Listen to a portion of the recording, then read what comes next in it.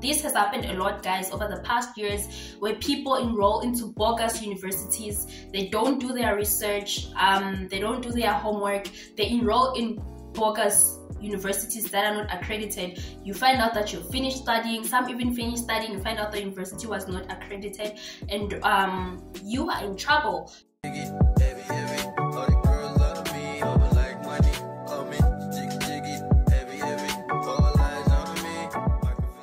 What is good, T gang? It is your girl T. Welcome back to my YouTube channel. If you are new to this channel, please don't be shy to smash the subscribe button down below. Turn on your post notifications to get notified every time I post a video.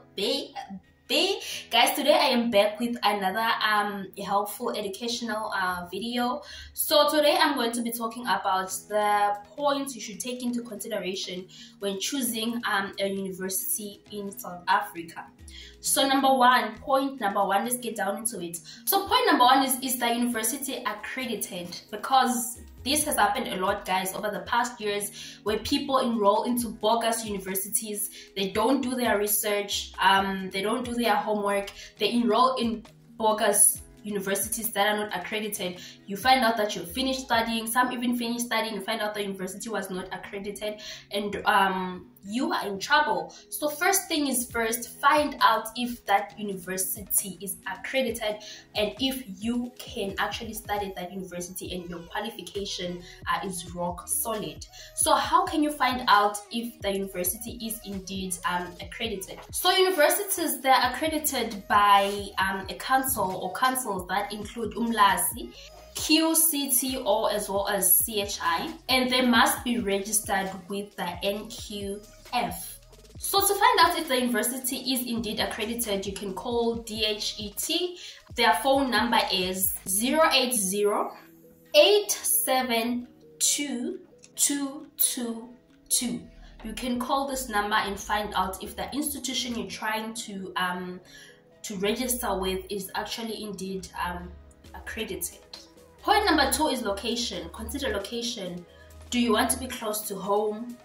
Do you want to be far away from home? Do you want to be in the coast, Eastern Cape, Western Cape? Do you want to be in a landlocked province, Gauteng, Limpopo? Also look at the weather. Limpopo is relatively hot throughout the year.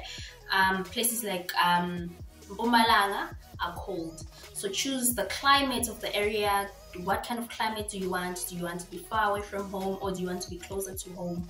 Do you want to be at the coast, or do you want to be in a landlocked province? Always make sure to find out the location of the institution that you're trying to register with, because South Africa is quite big, and you find out that maybe you're staying in Mpumalanga and you enroll in Cape Town, which is a very long distance. By bus, I think it takes about 18 hours to get there, unless if you're flying, of course, you have money, you can always fly back home, then that's okay.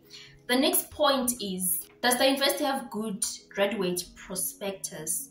Universities like University of Pretoria, which is in Gauteng, universities like University of Cape Town, which is in the Western Cape, just two examples I'm giving of universities with a good graduate prospectus. You would want to look into that before you enroll into an institution. The next point is the courses that are offered, as well as the requirements for those courses. Look at the courses that are offered at the university. Do you qualify for that course? Don't just apply. Maybe you don't even qualify.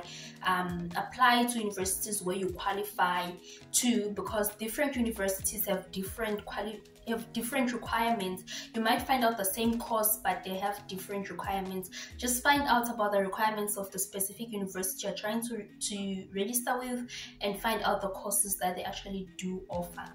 The next point is the costs. Both private and public universities have been drastically increasing in the tuition fee over the past few years.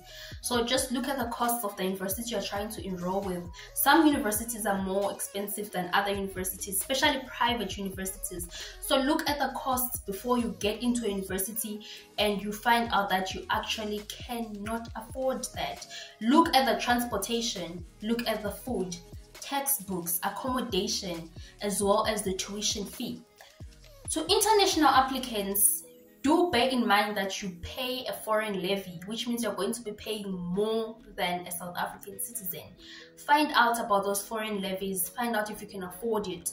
So on average, when I went to university, on average I was getting pocket money from my parents of 3,000 rands. Transport, I was having transport, university transport, which was provided, so I never had to pay for transport. Accommodation was 20,000 a year.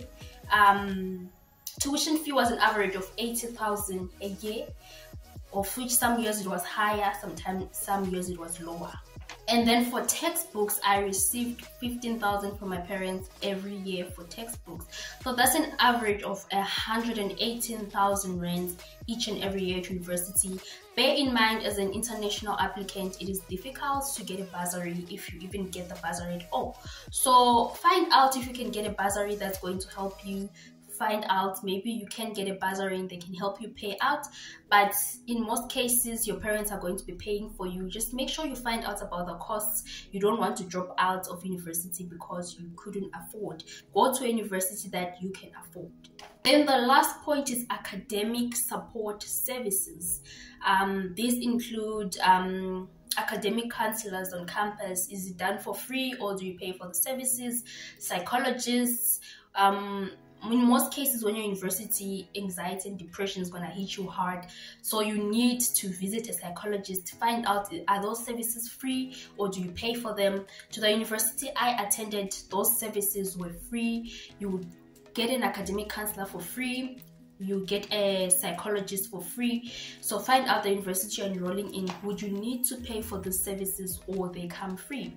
Find out if there are cafeterias on campus. Are there computer labs? Is there a library? Are there shops on campus? Is there accommodation on campus? Some universities do have accommodation on campus, but usually it's always full. So you might need to stay off campus like I did. I was staying in Pretoria West, but my university was in Harangua and I was traveling every morning for about 45 minutes. It was a 45 minutes drive with the campus buses. Find out about all those things before you enroll into a university. This was a fast, quick, short video. If you have more questions or if you want to know more in-depth information, don't hesitate to email me. I always leave my email in the description. I always leave my Instagram handle. You can reach out to me on Instagram and I can help you out. So thank you guys so much for watching this video. If it helped you out, please leave a like. Please subscribe to my YouTube channel. If you're passing through this channel for the very first time, please help me reach 4K subbies. And I'll see you guys in my next video. Bye.